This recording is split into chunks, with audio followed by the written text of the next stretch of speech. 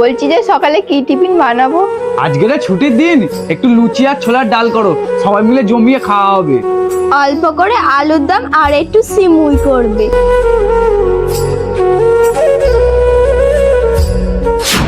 মা, আজকে লুচিগুলো দারুণ ফুলেছিল না?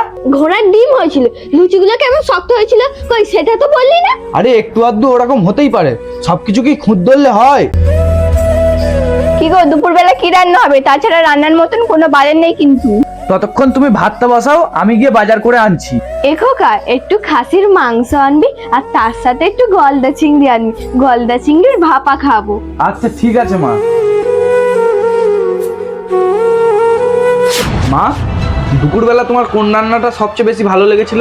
খাসির মাংস না গলদা চিংড়ির ভাপা? কোনোটাই ভালো হয়নি। এত টাকা দিয়ে খাসির মাংস আনলি, সব বেকার। মাংসের নুন বেশি হয়ে গেছিল, তুই বুঝতে পারিস নি?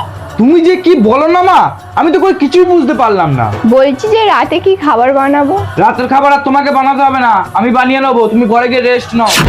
তুই খাবার বানাবি মানে? তাহলে ও কি করবে? কেন বললাম তো ও রেস্ট নেবে। তুই কি পাগল হয়ে গেলি নাকি? তোর বউ ঘরে গিয়ে শুয়ে থাকবে আর তুই রান্না করবি? তুই কি তোর বউয়ের চাকর হয়ে গেলি?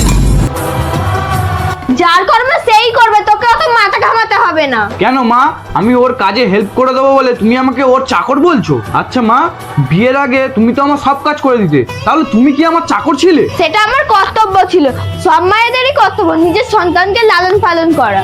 একদম ঠিক বলেছো মা, তুমি যেরকম তোমার সন্তানকে লালন পালন করতে গিয়ে তোমার কর্তব্য পালন করেছো, তেমন আমার স্ত্রীকে ভালো রাখা, সুখে রাখা আমার কর্তব্য। সংসারে সব কাজ করতে গিয়ে সকাল থেকে রাত 10টা অবধি ওর হাতে জল শুকনো হয় না। ওরও তো ইচ্ছে করে একটু বিশ্রাম নিক, একটু টিভি দেখুক, আমাদের সঙ্গে হাসি ঠাট্টা করুক। সেই সুযোগটা যদি আমি ওকে না দিই, তাহলে তো ওর প্রতি অনেক অন্যায় করা হবে। আমার স্বামী আমাকে এত ভালোবাসে, সত্যি আমি ভাগ্যবতী।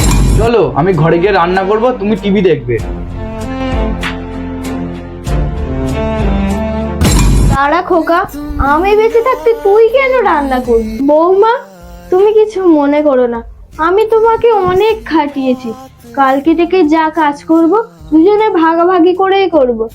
যা, তোরা ঘরে যা, আর আমি রাতের খাবারটা বানিয়ে নিয়ে আর যাচ্ছি।